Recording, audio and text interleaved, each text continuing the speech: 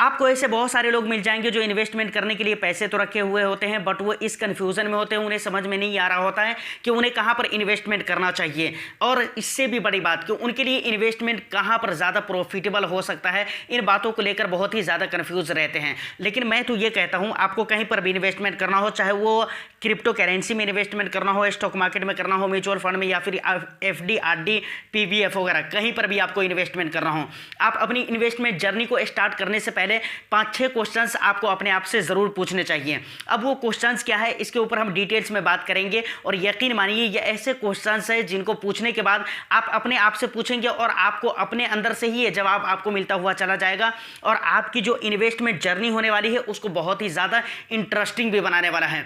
तो वीडियो भी बहुत इंटरेस्टिंग होने वाली है। एक लाइक ज़रूर कर दीजिए, शेयर कर दीजिए, चैनल को अगर सब्सक्राइब नहीं किया है तो चैनल को भी सब्सक्राइब ज़रूर कर लीजिए।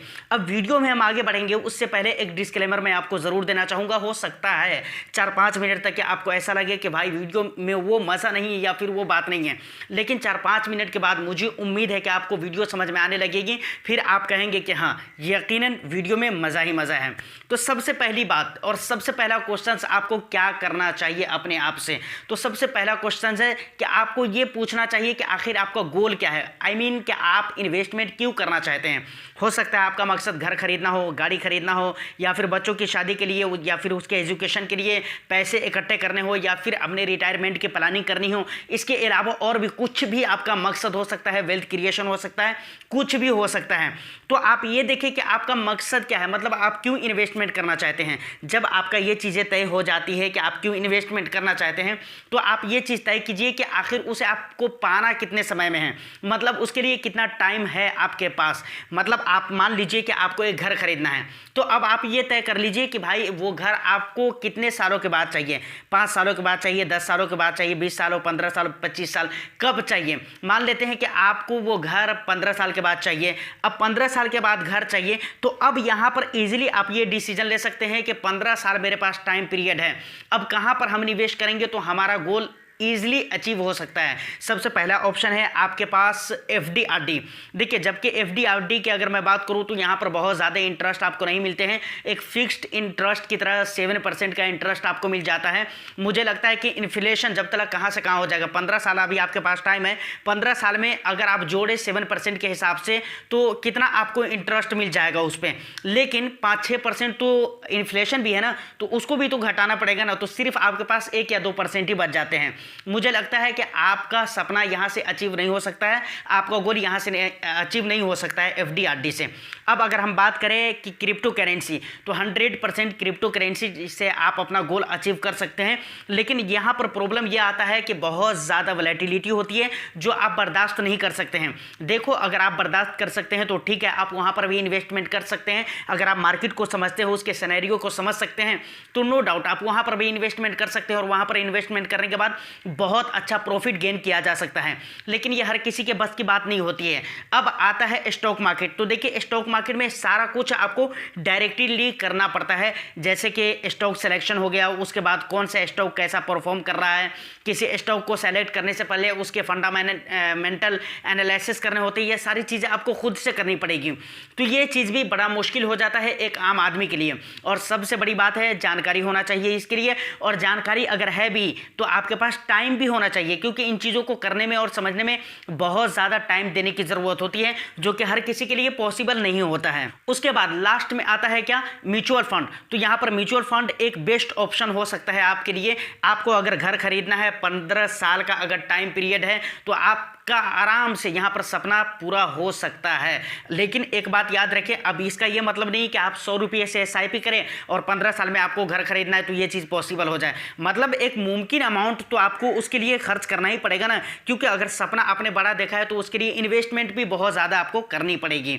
तो इस बात का ख्याल रहे, तो एक मुनासिब मतलब पैसे आपको निवेश करने पड़ेंगे। और 15 साल का जो टाइम पीरियड है, तो यहाँ पर अगर मैं इंटरेस्ट रेट की बात करूँ तो स्मॉल कैप और मिड कैप में 12% 12% कहते हैं औसतन मिल जाता है म्यूचुअल फंड में, लेकिन 12% से बहुत ज़्यादा मिलते हैं, 15% से भी ऊपर मिलते हैं, बल्कि 15% में मैं बहुत सोच समझकर और कम ही बोल रहा हूँ। इससे भी ज़्यादा और बहुत ज़्यादा मिलते हैं स्मॉल कैप और मिड कैप में। यहाँ पर क्या हो सकता है, 5-6 फंड या 2-3 फंड, जो भी फंड आपको सेलेक्ट करना है सेलेक्ट करें, उसमें आप इन्वेस्टमेंट करें। उसका जो फंड मैनेजर होगा वो आपके बिहाफ पर इन्वेस्टमेंट करता जाएगा और ईजिली आपका गोल अचीव हो सकता है। अब कभी कभी क्या होता है, स्टॉक मार्केट में कभी अंडर परफॉर्म कर रहा है कोई स्टॉक, या कोई स्टॉक इतना अच्छा परफॉर्म नहीं कर रहा है, लेकिन म्यूचुअल फंड में अगर कोई फंड इतना अच्छा उसकी पोर्टफोलियो में जो भी कंपनीज होती है 60-70 या 100 जो भी कंपनीज होती हैं, उनमें से कोई कंपनीज ऐसी है जो अच्छा परफॉर्म नहीं कर रही है, तो फंड मैनेजर उसको वहाँ से फ़ौरन ही हटा देते हैं। तो यहाँ पर आपको ज़्यादा एफर्ट भी लगाने की ज़रूरत नहीं है। 2 क्वेश्चंस हो गए। अब तीसरी चीज़ आपको ये चीज़ देखनी चाहिए कि आखिर जहाँ पर भी आप इन्वेस्टमेंट करने वाले हैं वहाँ पर इन्वेस्टमेंट करने के खर्चे कितने आने वाले हैं। सबसे पहले एफडी की अगर मैं बात करूँ और आरडी की बात करूँ, तो देखिए एफडी आरडी में आपको बहुत ज़्यादा एक्सपेंसेस नहीं आने वाले हैं। एक ये समझ लीजिए, एक उसका जो भी लिमिटेशन होता है, उस लिमिटेशन को अगर आप क्रॉस करते हैं, उसके बाद जो भी आपका मतलब प्रॉफिट होता है या जो भी अमाउंट होते हैं उस पे आपको क्या कहते हैं कि टैक्स लगेंगे, समझ रहे हो। तो सिर्फ आपको वहाँ पर टैक्स ही देने होते हैं। आपकी स्क्रीन पर शो हो रहा होगा कि टैक्स कैसे देना है। अब अगर हम बात करें स्टॉक मार्केट की, तो स्टॉक मार्केट में कई तरीके से आपको खर्चे लग सकते हैं, जैसे ब्रोकरेज चार्ज वगैरह जो है ना अच्छे आपको पे करने पड़ जाएंगे। अगर आप स्टॉक मार्केट में बहुत ज़्यादा बाइंग सेलिंग करते हैं तो उसके चार्जेस आपको 100% देने पड़ेंगे। जैसे बहुत सारे एप्लीकेशंस है, ज़ेरोधा है, ग्रो है, एंजल वन है, अप स्टॉक्स हैं, इस तरह के जो एप्लीकेशंस है ये ब्रोकर एप्लीकेशन है। यहाँ पर बाइंग और सेलिंग के जो चार्जेस होंगे वो देने पड़ेंगे। और आमतौर पर जो बाइंग सेलिंग के चार्जेस होते हैं वो 150 रुपये, 150 रुपये के आसपास, मतलब नॉर्मली तो इतना लग ही जाता है, कुछ कम ज़्यादा हो सकते हैं। तो यहाँ पर ये भी चार्ज आपको लगने वाले हैं। अब स्टॉक में अगर लंबे समय के लिए आपने इन्वेस्टमेंट किया है और आप इतना अमाउंट तक के पहुँच गए हैं, उस लेवल तक के पहुँच गए हैं कि टैक्स के लिए आप एलिजिबल हो जाते, तो वहाँ पर भी आपको टैक्स लगता है। लेकिन अगर बात करें म्यूचुअल फंड की, तो म्यूचुअल फंड में 2 तरीके से आपको खर्चे लग जाते हैं। सबसे पहले खर्चे तो आपको ये लग जाते हैं एक्सपेंस रेशियो, मतलब आप कहाँ पर निवेश कर रहे हैं। अगर आप डायरेक्टली निवेश कर रहे हैं तो वहाँ पर एक्सपेंस रेशियो जो एएमसी आपसे काट लेती है वो 1% भी हो सकती है, 1% कम भी हो सकता है, या फिर 1%, 1.5% से ऊपर भी 0.25% तक के आपको देखने को मिल सकता है। ये फंड बाय फंड डिपेंड करता है कि किस तरह के फंड में, किस कैटेगरी के फंड में आप निवेश कर रहे हैं। तो म्यूचुअल फंड में क्या होगा कि अगर आप शॉर्ट टर्म के लिए निवेश कर रहे हैं तो शॉर्ट टर्म कैपिटल गेन जो टैक्स लागू होगा वो आपको देना पड़ेगा, और लॉन्ग टर्म के लिए अगर आप निवेश कर रहे हैं तो लॉन्ग टर्म के लिए जो भी कैपिटल गेन का जो टैक्स रेगुलेशन है उसके हिसाब से आपको टैक्स पे करना पड़ेगा। तो मेरे ख्याल से यहाँ पर लगता है कि एफडी बहुत अच्छा हो सकता है खर्चा वगैरह के मामले में, लेकिन फिर भी मैं एफडी का सलाह तो इसलिए पहले ही मैं कैंसिल कर चुका हूँ कि भाई एफडी में जो रिटर्न्स मिलने वाले वो ऑलरेडी बहुत ही कम है, जिससे हमारा गोल कंप्लीट नहीं हो सकता है। तो इसलिए मैं उसको रिकमेंड नहीं करने वाला और उसकी बात मैं नहीं करूँगा। उसके बाद अब आपको एक चीज़ और देखना चाहिए कि एफर्ट, मतलब आप अच्छा रिटर्न्स कहाँ पर गेन कर सकते हैं और इसके लिए आप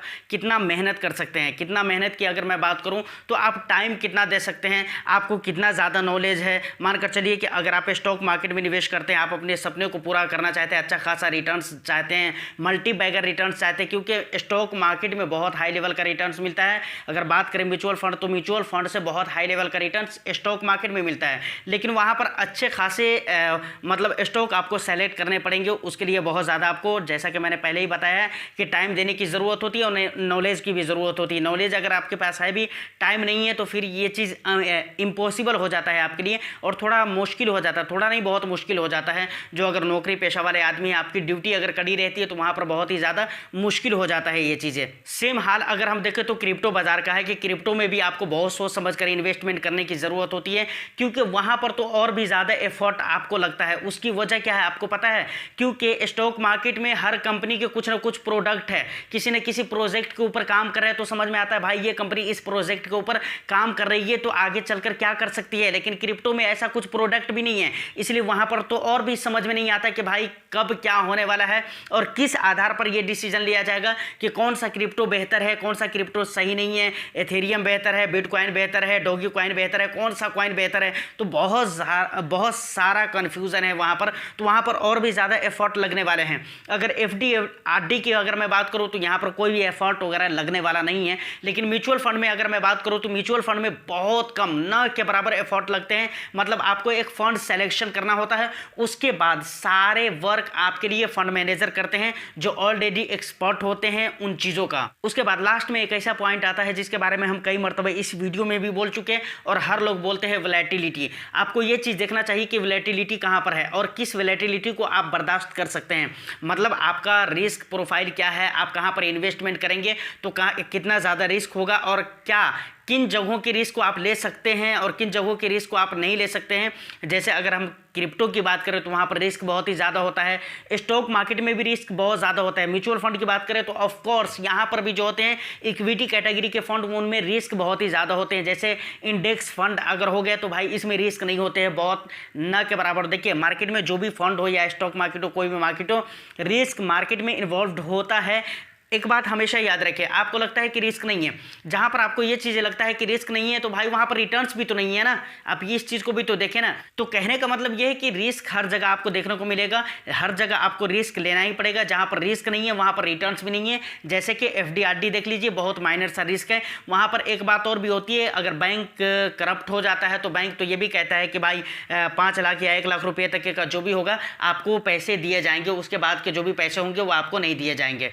लेकिन फिर भी कुछ ना कुछ पैसे की सहूलत तो दी जाती है ना। तो वोलेटिलिटी आपको जरूर देखना चाहिए कि कितनी वोलेटिलिटी आप बर्दाश्त कर सकते हैं। और लगभग वीडियो में, इस वीडियो में भी और बराबर रिस्क के ऊपर बात होती रहती है, हर कोई बात करता है इसके ऊपर। और मैंने इस वीडियो में पीछे रिस्क के बारे में बात किया भी था, लेकिन फिर भी एक मरतबा मैंने पर्सनली खास तौर से इस पर मैंने बात किया कि इसको याद रखना बहुत ही ज़रूरी है और ये बहुत ही इंपॉर्टेंट चीज़ है, समझ रहे हैं कि नहीं। नहीं तो मार्केट में थोड़ी बहुत गिरावट होती है तो दिल धड़कने लगता है उस वक्त हमेशा, और बहुत सारे लोगों का मन ये करता है कि भाई पैसा हम अपना निकाल लें। अगर आप बार बार पैसा निकालते रहेंगे, डालते रहेंगे तो इस तरह में आपको नुकसान के अलावा और कुछ भी नहीं मिलने वाला है। तो उम्मीद करता हूं कि वीडियो आपको अच्छी लगी हो। अगर अच्छी लगी है तो एक लाइक कर दे, शेयर कर दे। चैनल को सब्सक्राइब नहीं किया तो चैनल को भी सब्सक्राइब जरूर कर ले। मैं फिर मिलता हूं किसी नेक्स्ट वीडियो में, जब तक के लिए all the best. Thank you for watching.